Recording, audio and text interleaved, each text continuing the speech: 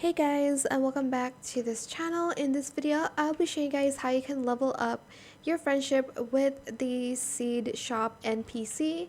So you are going to basically cook food for the NPC as usual. You can only, however, give it to the NPC once per day. Here I'll show you what I mean. For instance, this one.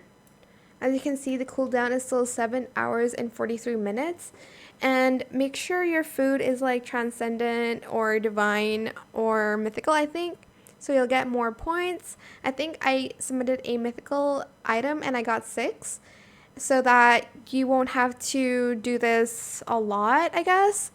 But that's pretty much it, really. I hope it was helpful for you guys. To feed it, you're just going to pull out your food and press feed. Unfortunately, I can't show you because I still need the cooldown.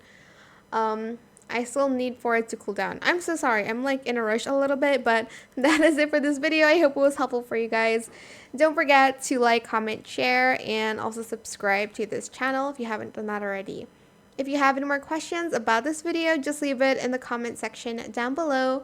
I will try my best to answer them all for you guys. And if you found this video helpful, please click the thanks button as well. That is it. Thank you so much for watching. Bye.